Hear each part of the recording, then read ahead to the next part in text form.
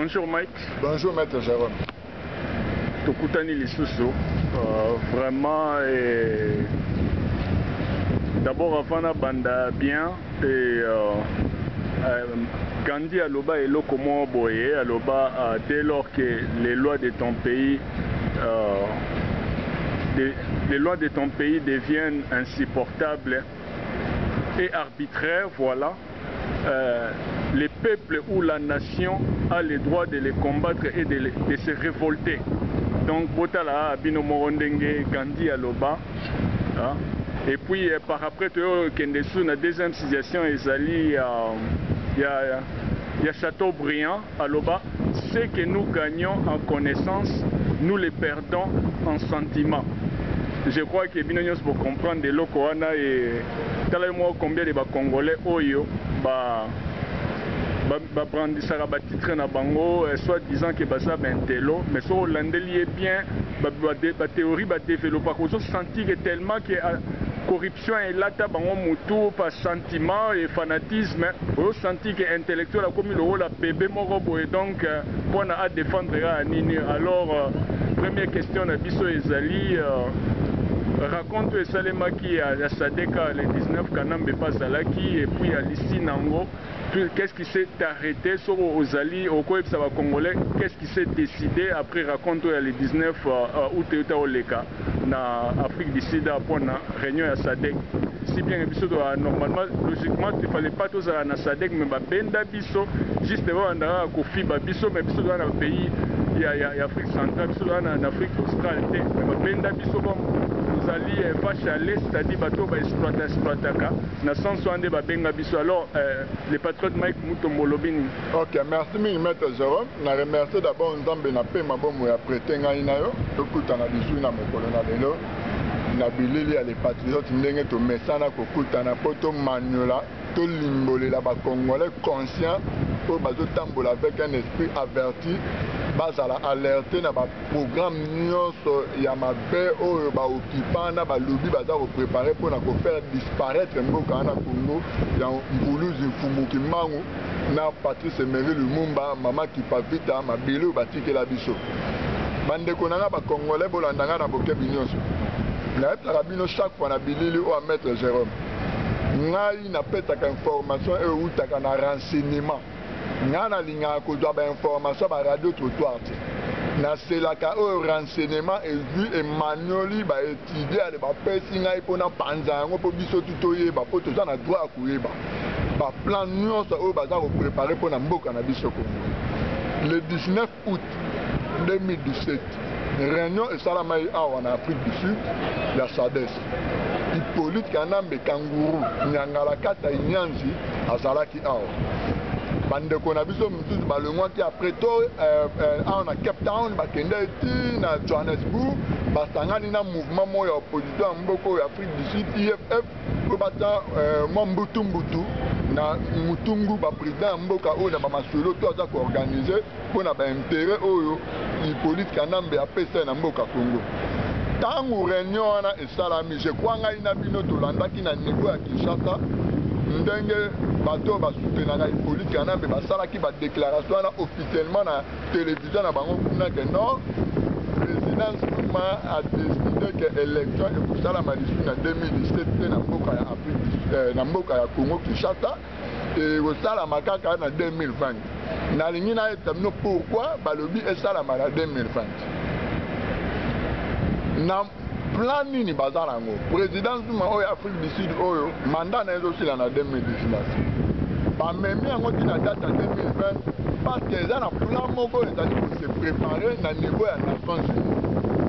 tozotendre vers situation wana bandeko nanga oyo ebele bokomona yango eza ndoto mais ezala réalité soki biso barésistant na bacongolais général totelemi te na moment oyo na période oyo po topeni bien que balobaka oyo nyonso eza révélé eza déjà condamné mais eza plan oyo baza kopréparer yango avant 2020 ONU akoleka na tribune ya Nations Unies secrétaire na bango akoloba yango officiellement que Kivu ekomi annexé na Rwanda bande konanga makamna zo ebisa bino na ebike oyo bozolanda famille Tshisekedi na ba sentiment boko finga na ba réseaux sociaux boko loba boko benga boko traiter na ba forme tout bolini mais biso to tambola na vérité na barito ba gelé en 2020 pour na secrétaire national ya ONU à cause de la déclaration officiellement dans la tribune des Nations Unies que ndenge zawana qui vous commis à laisser na Rwanda. Yango ba gelé en 2020. Plan o ba salaki yango wana batu bazwaki décision na koloba bien que batika ki président mboka o Afrique du Sud Zuma aloba mais batu ba préparaki plan on ezalaki 200 o ya Angola Mugabe Robert Mugabe o ya Zimbabwe na mutu ya mboka o ya Afrique du Sud parce que ngana mettre ce rome de ça résidé yende mutasala ki ba déclaration alors qu'est-ce qui s'est passé plan na bango le code des abongo au président mboka oyo yende a représentaka ba lobby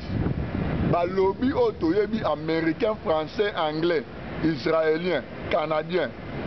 batia mutu na bango ezande président ya mboka oyo yende représentant na bango yende akoma kozwa décision na makambo ya Congo yango bomoni ye mutu alobaki élection date na 2017 eza na 2020 qu'est-ce qui s'est passé après masolo wana babete na 4 minutes oyo tozwi bacontenu nango Félix Tshilombo ayaki awa na ndenga clandestinité ayaki awa na Tshilombo Félix mwana ya Etienne Tshisekedi wa Mulumba Moué après le 19 août aye kokutana na Zuma ba présenter carte po na minute akomi pena enfant chéri ya balobi nyonso soki bote bate bazolinge fort bazozwe ba game mo kitoko ezo bénéficier na bango aye a bakutane na Pretoria bapesi ye carte ndenge obetama carte wana eza nini gouvernement ya transition ezobima na mois ya décembre bakobimisela bino même date oyo esalama année date bapesaka année passé ya kobengana baoccupant le 19 décembre même date wana mpe baozongisango lisusu année le 19 décembre date wana eozala mpona événement te date wana ezala nde mpona sortie officielle ya gouvernement ya transition gouvernement wana eza 3 ans te totali 2017 3 ans eza 2020 botomona eza carte wana otala bino na bachiffre ezala gouvernement transition ya 3 ans na gouvernement na minute oyo boyoka langage na bango très bien bazoloba transition sans kanam na otalisa bino ke eza lokuta bakarte nyonso ezobetama wana mboka eza occupé kanam bajoue rôle mo munene po aide bapays wana nyonso oyo naotangela mine bakongo bazimbabwe bafrika du sud bapays tout oyo boyebi alors baza toujours na posa na ye azala na ye eloko elokola ezaka masasi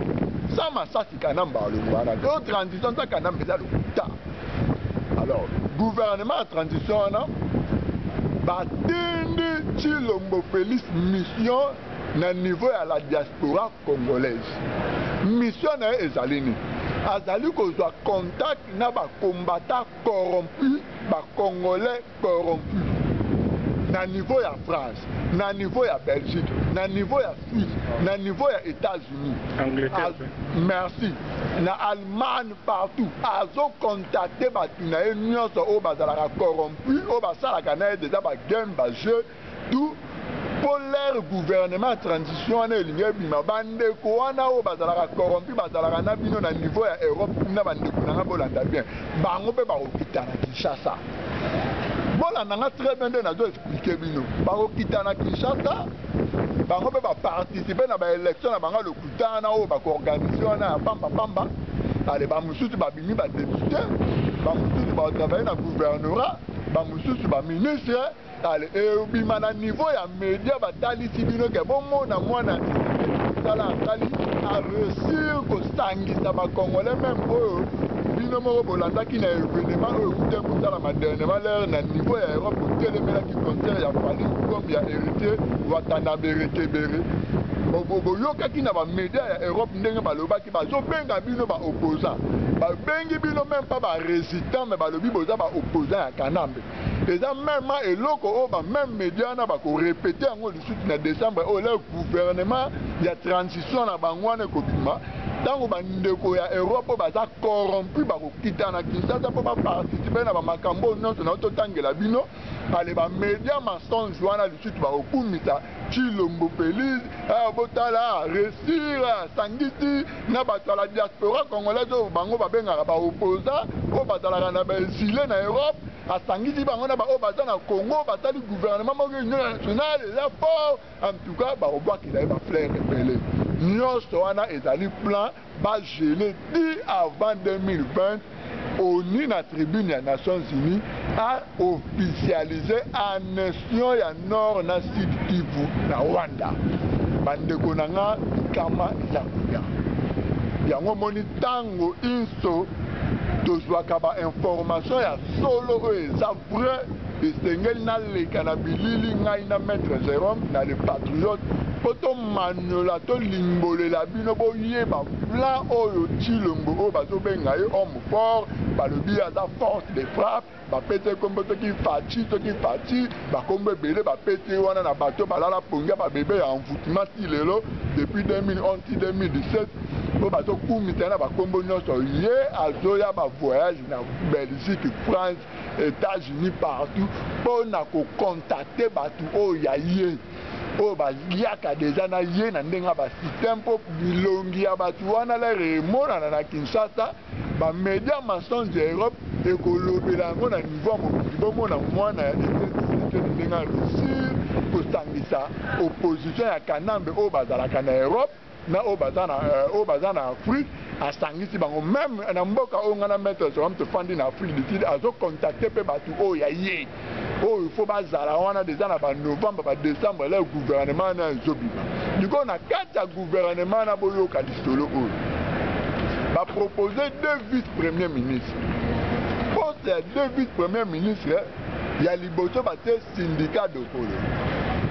syndicat dokolo nani alingi azala wana beau-père na ye Eduardo dos Santos oyo Angola koto ya balobi belge bango mpe bapropose na carte na bango nde babeti Soriano Nisimo azala wana vice-premier ministre nani premier ministre Tshilombo siko babombeli peuple congolais vérité moko kanamba kozala na ye kaka wana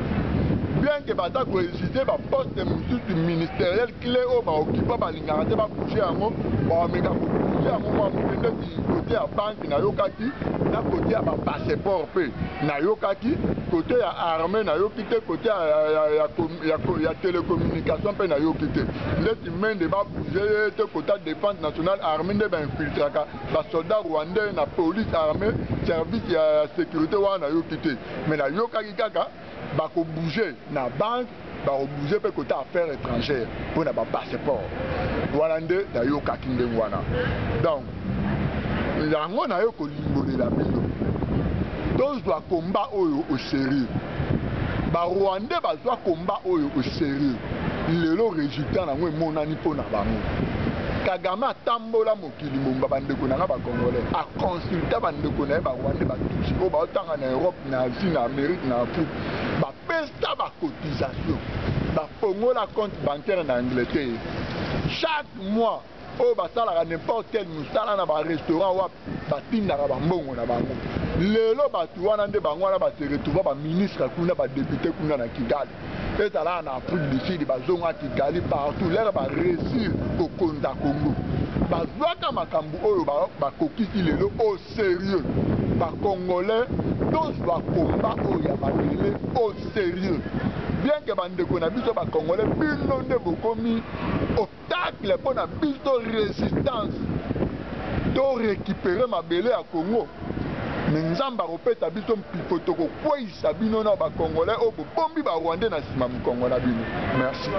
Merci ndenge otakoloba wana tozala sérieux omoni même la fois passée na lobaki yango so Jean Jaurès aloba eloko mo boye quand les hommes ne savent pas ne savent pas accomplir, ne changent pas les choses, voilà. Quand les hommes ne changent pas les choses, ils changent les mots. Et Robito Zala Série, tout le monde qui récemment na niveau ya France Félix Tshilombo amemaki journaliste wana d'ailleurs utolandai réaction même batu na Kinshasa oyo journaliste wana a interviewaki batu tomonaki réaction et amemaki alobi nini ke kosala étude ya faisabilité ndenge nini bakokoka kobimisa batu na babalabala alors na yango sikoyo ekosenga ke batu bazala mais soki totali bien na oyo elekaka na Egypte wana pando benga ngo nino na Tahrir Square nde ezalaki point ya raconte au moins na centre ville na bango na Tahrir Square wana babenga ngo Tahrir Square ezalaki wana nde bato nyonso bande okutana et alors bato baokutana ndenge olobai wana ke tozala sérieux barwandais bacontribua ezosenga mpe biso mpe bacongolais tocontribue lisusu bambongo mpo bato oyo bakobima ndenge soit-disant bakendaki baprépare ndeni na kobimisa bato na Congo kuna alors heureusement ke biso bacongolais déjà tozala na mwa base mbongo ya imperium oyo topesaka déjà jusque là basalela mpe mosala imperium mpe torécupéra te et alors avant tokende lisu na bacontribution mosusu mpe tolancer bappel ya barésistant bacombattant et tous les congolais bref oyo aza na conscience vraiment en tant qu'un véritable Congolais que pays naé ezali sous occupation et puis azo subir humiliation en ce moment-là tout le monde d'abord bateau basala bazwa gestion ya mbongo oyo ya imperium bayebisa biso so ezala combien pour to lancer lisusu ba campagne mususu si ba cotisation mususu de part et d'autre partout na diaspora même bateau na kiko et donc kende na soulèvement populaire wana puisque Dieu merci Félix Tshilombo na batuna délégation ba bakendaki na France wana bakenda déjà koyekola ndeni na kobimisa batu wana mais po eloko wana esimba il faut batu comme Kinshasa nzala ezalaka makasi alors Mike ozoloba nini na dossier wana po na imperium imperium Maître Jérôme a soulevé point très important. Tshilombo dernièrement là na France avec Daniel Sambu a Mike Moutebai. Merci Mike Moutebai a memi bango kuna na France na ba Filimbi. Merci. Là a memi bango ba ebisaki bisoni. Bien que basalaki ba vidéo, bien que ba yaki voyage wana te on a objectif ndenge balobelaki biso na bilili ke baye kolanda baformation ndenge nini bakokoka kobimisa population oyo baza na Kinshasa mpona vrai soulèvement populaire. Mais formation yango ebongwanaki ngai na bino bacongolais toyebi kofinga barésistant kofinga président national ya pareko. Alors biso tolobi boye na Égypte na Tunisie ntango bazwaki initiative ya kobengana badictateur na bango même la diaspora na bango bakitaki na terrain alors basorganisaki bakotisaki bango c'est-à-dire pour ravitailler bato oyo baza na front biloko ya bamai babiloko tu ya baénergie mpo moto azala makasi baoyo babanda oza bablessure baorganisaki badocteur na bango bamédecin baambulance mpona ezwaka bato ekenda kotraite bato donc je crois que là Félix Tshilombo amemi bato ne mpo balanda formation ndenge nini bakoorganize vrai soulèvement populaire il faut balandaka même idéologie alors ezosenga bambongo yango biso toyebi ti Félix Tshilombo na bato na ye buli badaniel jodo de safu bopesa biso nanu compte rendu ya mbongo oyo ya imperium oyo tokotisaka mpo toyebi ke tozalaka deja na kesi moko boye oyo mowei président national ya UDPS papa Etienne Tshisekedi Bamulumba apelelaka na 2011 biso tu tocontribuaka congolais nyonso acontribua ezalaka bamembre ya UDPS te bacongolais tout bacontribuaki alors mbongo wana tolingi boyebisa biso nanu eza combien mpe nani mutu agarda mbongo wana mpe banani mutu basimbaka gestion ya mbongo wana en ce moment soki bopesi biso la résistance congolaise oyo toza à travers le monde bopesi biso compte rendu ya mbongo wana bozala vraiment sincère et sérieux boyebisi biso montant ya mbongo wana eza combien en ce moment siko toyeba ndenge nini tokoki kosunga bino lokola bino bolobi bokende koyekola formation ndeni kobimisa bato mpona vrai soulèvement populaire mpo tobandela lisusu deuxième cotisation ya mbongo mpona kosunga koorganize bamédecin badocteur bamakambo tu nde ezala me bopesa biso nanu compte rendu ya mbongo montant na gestion ya mbongo wana nani moto asimba yango merci. Merci, je crois que Mike Mutombo nanga tout ça tout à fait clair nde bomonaki les mineurs âgés Daniel Safo Alobai qui a 500 000 personnes à Simana et plus de 500 000 liés à 500 et c'est une bonne chose to contribuer binote na ba nombre au bobino bopesaki mais réalité que to kende siko na pragmatisme toza na mbongo Imperium prochainement suite à animer émission na koyana ba carte ba musu a contribuer à Imperium mais ba récupérer ba carte sika na ngai te comme ça to relaxa bango que ezalaka ba membre IDPS te mais comme tout ça déjà na base na biso déjà ya mbongo ya montant alors bapesa biso gestion montant oyo etikala ndenge otakoloba na po da to se réduire les sociétés et en ce moment là to relancer sous appel il y a ba fonds par-ci par-là pour que to libérer pays pour to ça vraiment humilié. Alors deuxième question ezali problème oyo Kofi en tout cas moyen kutuna loba mingi ate yo moko loba qu'est-ce que Kofi a osala na Rwanda et quelle a été ba déclaration il y a un mouvement boeloro la Kofi donc vraiment ça passe. Donc merci Maître Jérôme, nando pesi nga parole. Bande konanga ba congolais to ko le bela jamais mamba ba musicien to ebi déjà rôle na bango bazo jouer na période ya occupation étrangère kanimbo kana biso en otage. Kofi Olomide ba invité na Kigali na Rwanda que non la campagne ya Paul Kagame. Vous comprenez pourquoi Kofi a comme mingi Kigali, mingi bandi lelo te même 2011 tout à Kofi a comme mingi proche na Paul Kagame. Azana mission au ba PC na ba Rwanda pour na Congo wana nde bomo na kebomo.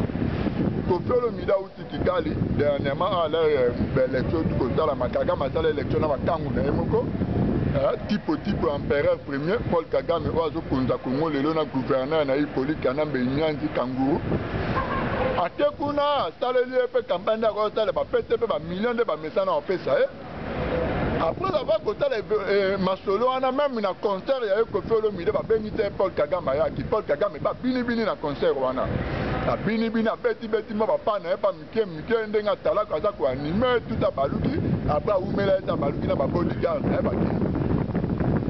Kofi ba invité na concert moka VIP Kofi Olomide ke na concert wana VIP na éviter continue na pesa déjà ba petit na ba danser sina na to lelo Congo sala pasi bande ko na bisa pasi ba mama na bango ba dasu na temps contrôler te to ka komi danser da mwana nga ba nokende poto ay la tata mo $100 tota provision mais ba yebite ba na bango ba zo kendaka ba voyage wana na ba leader wana ba orchestre musala nini ba zo salisa bango kuna na ba mboko ba zo kendo binaka kuna ba danser bande ko na biso ba leki na biso ba sœur na biso ya basi ya ba femme congolaise ba komi kolongola bilamba bande ko na ba komi kotikala bolumbu ba tikali bango nyonso bolumbu ndenge babota bango na ba papa na bango ndenge babota bango na ba mama na bango plutôt mbala moko ba Rwanda ba komi koya kosimba bango na ba parti prison ba nzoto na bango na ba bassin na ba fesse même na bonzoto na bango pasi bazo bamba bango ba mbongo tout ça bazo simba bango ba ndeko na nga teki botali video na mutala kisaki nga yango aza étudiante papa na aza mutu ya Kivu mama na aza mutu ya Equateur atangaka na mboka oyo Cape Town na CPUT atangaka kuna aza étudiante kuna yende tokutana ne na librairie tant on a zo luka ma ba livre moko boyika na ba recherche ba ta connaissance yé pas étudiant ta ko luka ba livre na nde ayo wana lokola toyebani to solola bien ale alobi je lana la kisayo video oyo omona makambu nini Kofi Olomide zo sala na bandeko na biso pasa ba congolaise ndala kitanga na tali ba image wana bandeko na epetenga imawa ya mutime kanda ya ebele batikali bolumbu bazo sakana na zoto ya bandeko na biso ba danser na ba Rwanda bokondima te après image wana la aussi la yo wana kaka Kofi Olomide ayo ko sala interview na Kigali boyoka makambu Kofi alobi na biso ba résistant alobi bino ba résistant ba combattant bo petisi biso ba musicien to beta ndule na poto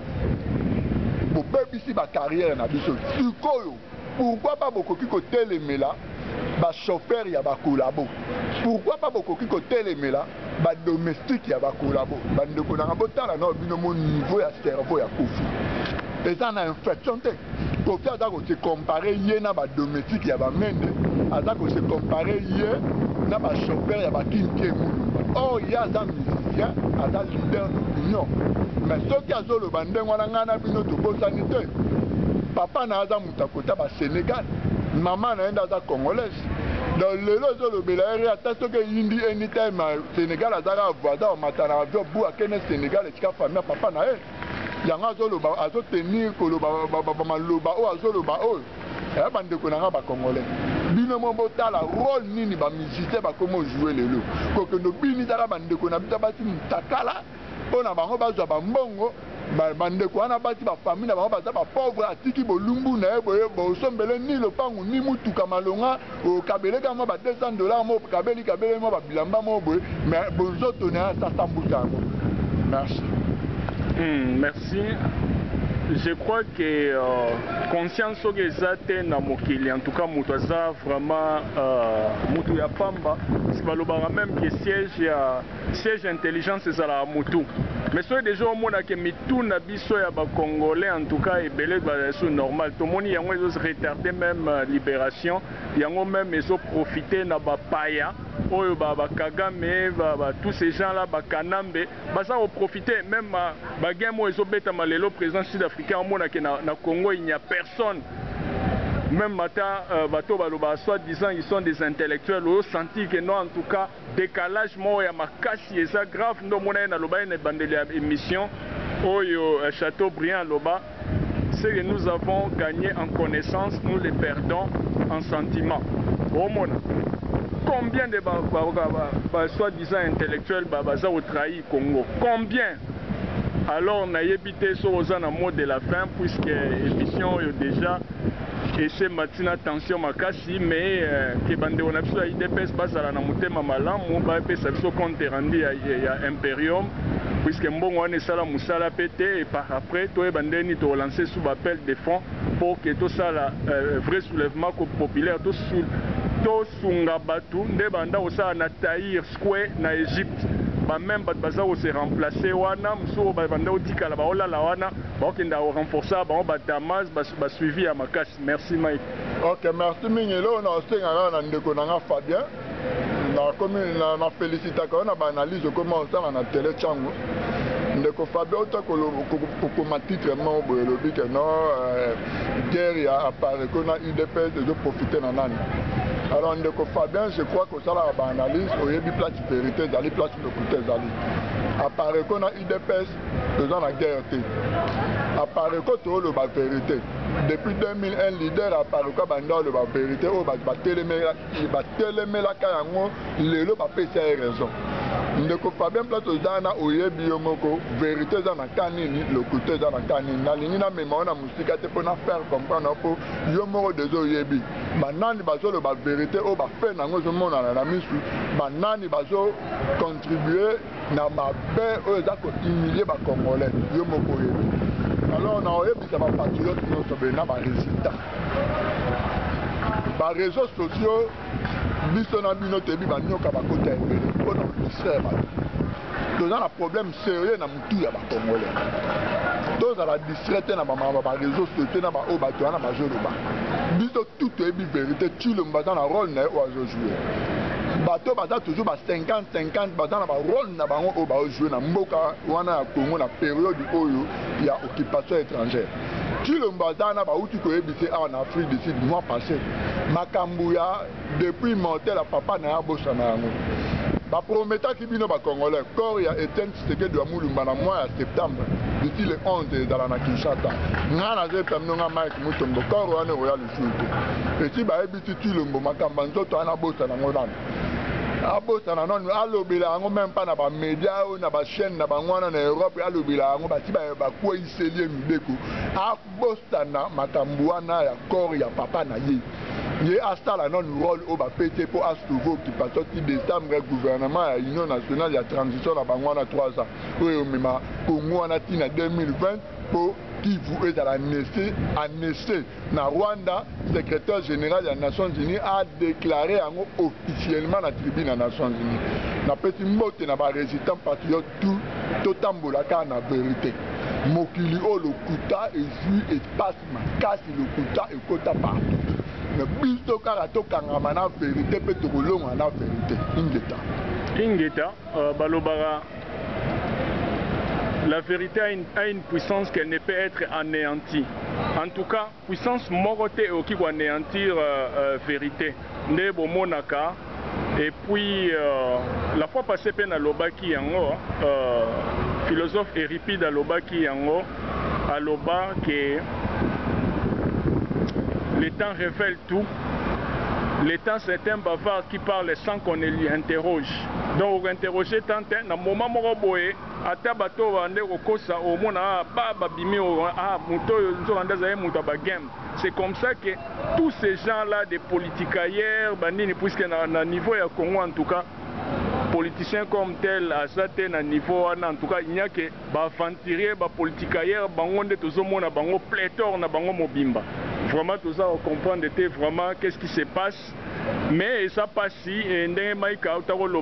Fabien, Yomo Yebi côté vérité, Ezali, côté mensonge, Ezali, en aucun cas, guerre Ndengezawana, Ezali, guerre, Ezao profiter.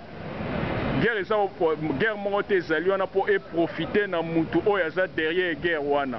Mais le grand problème Ezali, que Bisso à Congolais, en tout cas, comprennent noir, Ezala, moi, mon boulot, sentiment et les cas tellement mingi que les Congolais tous comprendre que et là on est biso de lukaka boye na vie soki oyebi eloko oyo zo lukate bato baza na plan bango banda kopesa bino ba directive bosala boye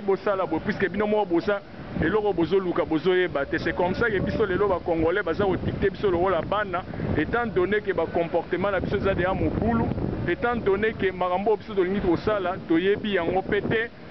Donc ezali pasi mingi na niveau na biso ya ba Congolais vraiment eza mawa mingi et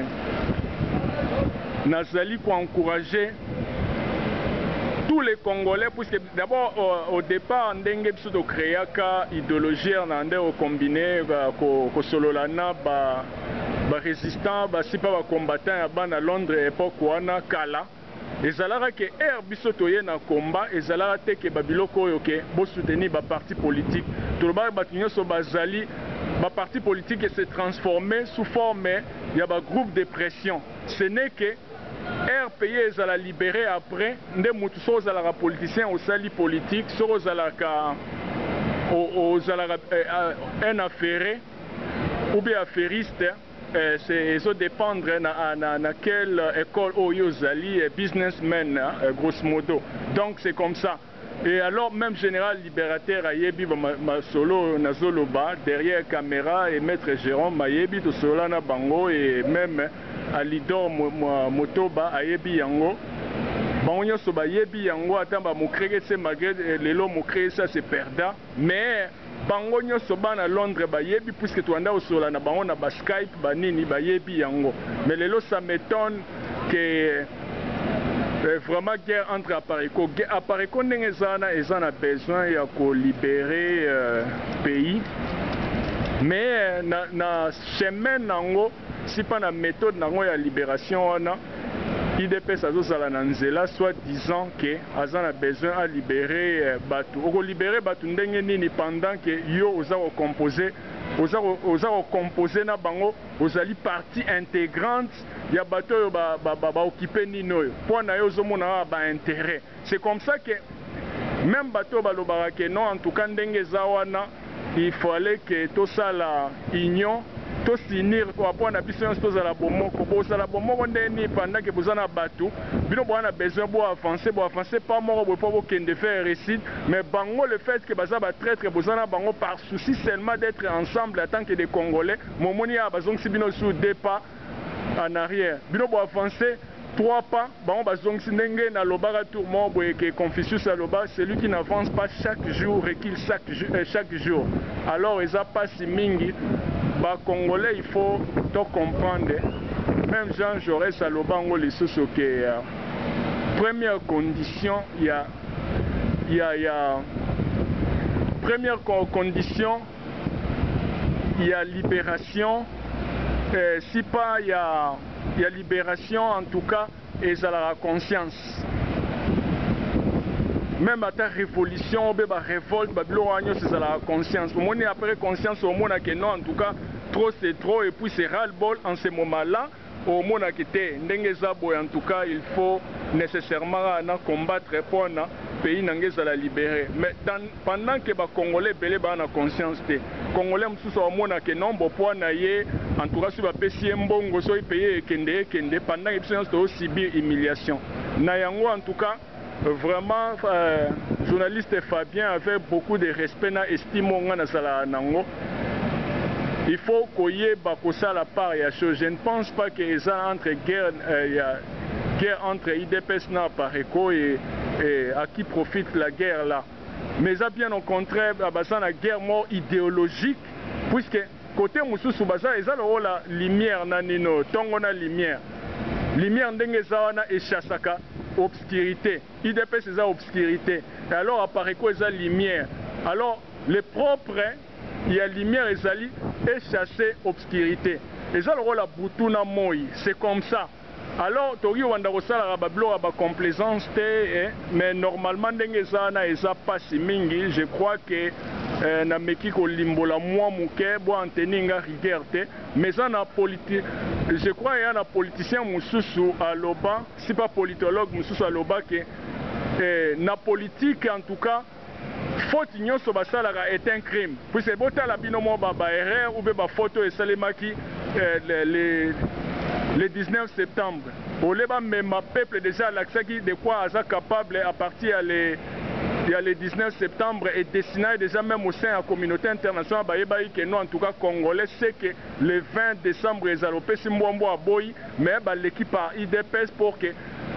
Kanambe a glissé. Parce que Babylon a ceux qui apparaît quoi dénoncer que non à qui profite ces crimes là. Je crois que à qui profite guerre wana. Merci et commis prochainement et ça là qui maître Jérôme n'a salué Elvis Mateta moi na ONI britannique aloba ikuta ebi Daniel Zododo Safute ye pas moi na matete ma yebi epete et na salué petit na maître Okito et moi na ya ONI britannique ebi pe Daniel Safute les mineurs âgés et puis commis prochainement et na salué batinyoso ba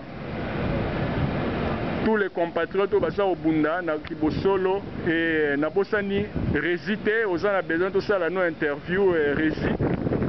na opesa chance dans les jours à venir mais qu'on s'en faire na zande trop busy na niveau mombo au Saranate alors et comme prochainement